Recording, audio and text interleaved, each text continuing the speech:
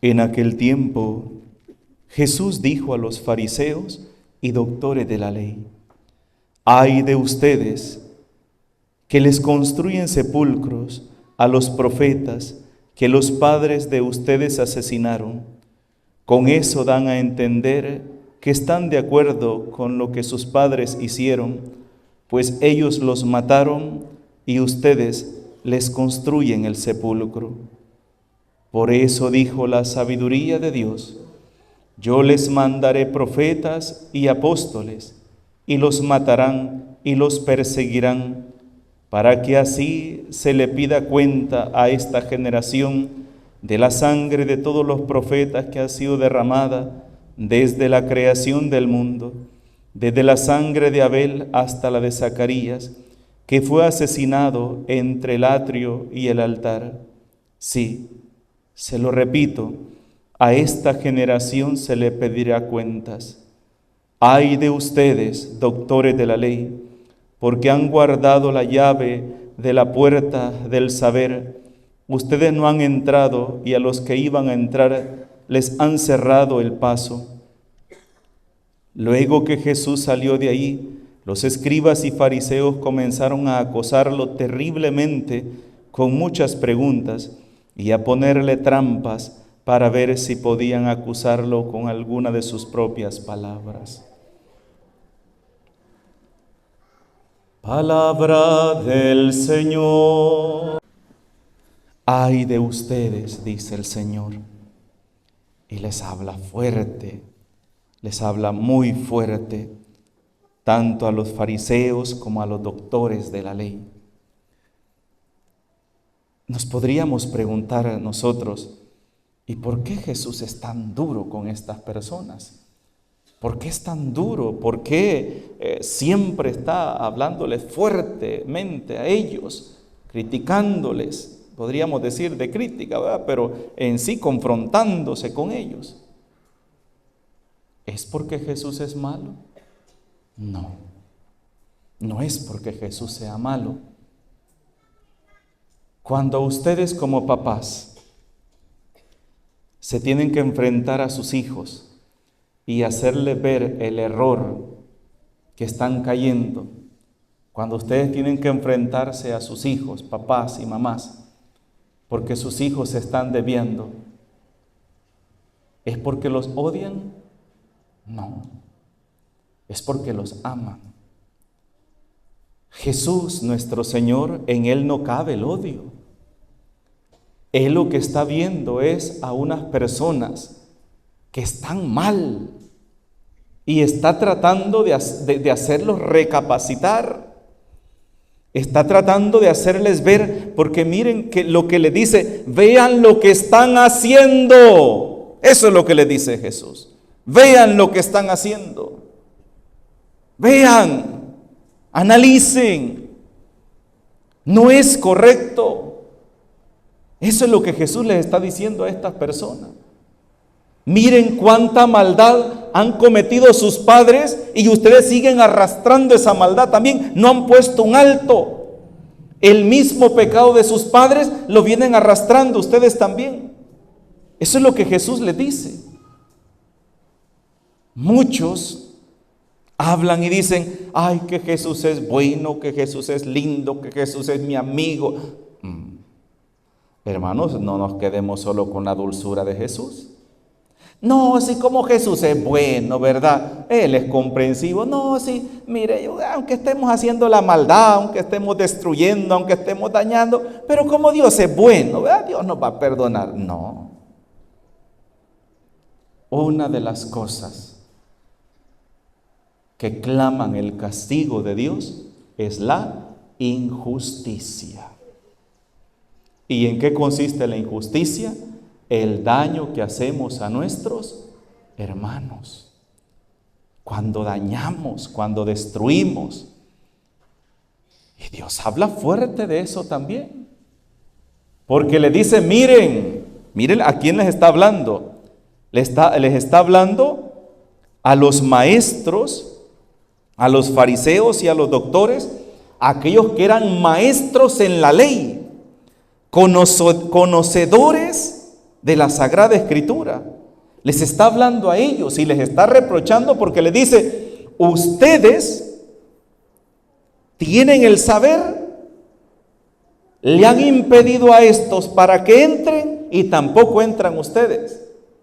¿Qué significa?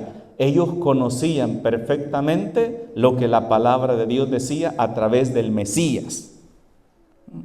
Ellos conocían perfectamente. Incluso acuérdense cuando los magos de Oriente llegaron a Jerusalén preguntando por el Mesías que había nacido. Herodes mandó a llamar a los estudiosos y les preguntó: miren, ¿y dónde tiene que nacer el Mesías? Según las Escrituras. Y ellos conocían perfectamente que donde iba a nacer era en Belén. Ya lo había dicho el profeta.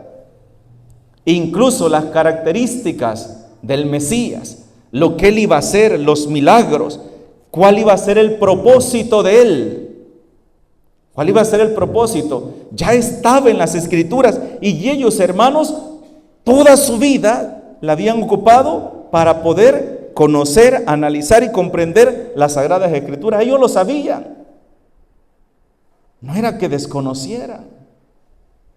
No desconocían ni una coma de la ley. Sabían perfectamente que en la ley, el primer mandamiento es amar al prójimo. Acuérdense cuando a Jesús le preguntan, un maestro de la ley le preguntó: maestro, ¿cuál es el mandamiento más importante de la ley? ¿Se acuerdan de esa pregunta? ¿Cuál es el mandamiento? Y el Señor le dice: el primer mandamiento es este: escucha, Israel, amarás al Señor tu Dios con todo tu corazón, con toda tu mente y con todas tus fuerzas. Y el segundo se le equipara a este: y amarás a tu prójimo como a ti mismo. O sea que ese mandamiento ya estaba en el Antiguo Testamento. Jesús lo retoma, ¿verdad? Y dice: este también será el mandamiento para ustedes, para la nueva iglesia, para su nuevo pueblo, para sus discípulos. Este será el mandamiento importante para ustedes. El maestro de la ley le dijo, ¿cómo le dijo? Has respondido bien, maestro. Has respondido bien, ¿verdad? Ya que en amar a Dios y al prójimo se fundamenta toda la ley y los profetas. Entonces, ¿qué significa? Que la ley no está para destruir al prójimo, está para ayudar al prójimo. ¿Y por qué será que más van a atacar al Señor? Por los milagros que él hace en sábado. Cuando resucita a Lázaro, la familia del difunto, los amigos, se alegran y se regocijan porque Lázaro ha resucitado. Los maestros de la ley, las autoridades judías, furiosas porque había sido en sábado. O sea, a ellos no les importa el prójimo, a ellos les importa la ley, pero no porque la ley les importe, sino porque Jesús está haciendo algo que ellos no pueden hacer y les está quitando autoridad, una autoridad que consiste en el conocimiento de la ley, consiste en el conocimiento de la Sagrada Escritura, y de eso se valían ellos para tener poder. La ley de Dios no la utilizaban para poder ejercer la justicia dentro del pueblo de Israel y para que hubiera orden. La ley de Dios la ocupaban ellos para su propio fin, para poder tener ellos autoridad. Y por eso la ley de Dios la manipulaban a su antojo. Y por eso Jesús le echa en cara y le dice: óiganme, cuando él va a sanar a aquella mujer encorvada que estaba en la asamblea, y le dice: óiganme, ¿es que acaso ustedes no sueltan a su buey o a su burro para que vaya a beber agua aún en día sábado? no lo sueltan. Y si ustedes hacen eso con un animal, ¿no era justo que se desatara a esta mujer, la cual había estado siendo encadenada durante tantos años? Y les echen cara a eso. ¿Y ellos qué decían? Nada, porque no tenían nada que decir. Porque sabían que Jesús estaba diciendo la verdad. Y entre más Jesús les hacía ver la verdad, ¿recapacitaban ellos? No, se ponían más furiosos, porque no les interesaba la verdad. Ellos solo pensaban en su propio interés. Qué triste eso, ¿verdad, hermanos? Cuando un corazón se endurece, cuando un corazón se cierra, y por más que usted intente darle razones, darle prueba, explicarle del error en el que está cayendo, esa persona es incapaz de reconocerlo. Y hermanos, en eso ustedes y yo podemos caer también. De verdad. Y es una de las cosas que yo más miedo le tengo. Y a veces hablo así con algunas personas y le digo, ¿cómo podemos caer en una equivocación tan grande y creer que estamos haciendo lo correcto y creer que nosotros tenemos la razón y seguir tan tranquilo que ni el más mínimo remordimiento, y aunque le esté quitando la vida a otra persona, aunque lo esté matando, aunque le haya robado a esta persona, aunque haya hecho lo que haya hecho, yo sigo tan tranquilo? Es lo peor que le puede suceder a una persona. Razón tenía el Papa Francisco cuando decía, hay que pedirle al Señor la gracia de la conversión. Es algo que tenemos que pedírselo cada día. Señor, que yo sea capaz de ver el error en el que estoy cayendo, la equivocación que estoy cometiendo. Haz que yo pueda ver, Señor, para que yo pueda arrepentirme. Porque no quiero ir a parar a mi propia destrucción, y con eso también arrastrar a las personas que me aman o las personas que yo amo también.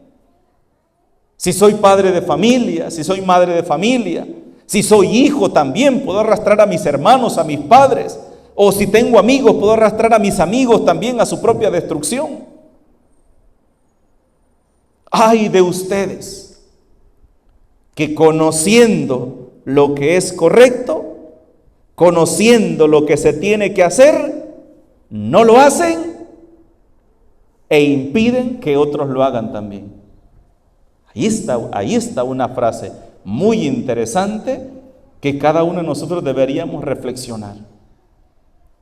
Ay de aquellos padres de familia que, sabiendo que sus hijos están cometiendo un error, están en pecado, están cometiendo un pecado grave, conociéndolo, no lo corrigen. Y al no corregirlo, están escondiendo el saber y por lo tanto se vuelven cómplices de ese pecado y culpables porque tienen autoridad para evitar ese pecado. No entran sus hijos y tampoco entrarán ellos también a la presencia de Dios.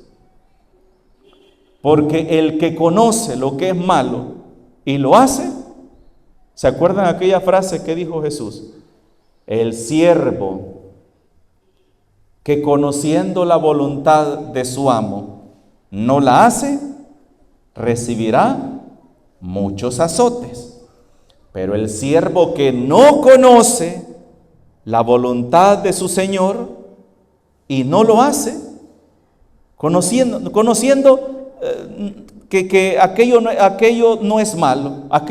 Él desconoce que aquello es malo, pero como lo desconoce y sabe que su amo no se lo ha corregido, aunque lo haga, recibirá pocos azotes. Por eso dice la palabra de Dios, más te valdría no haber conocido la voluntad de Dios, porque si no la hubieses conocido,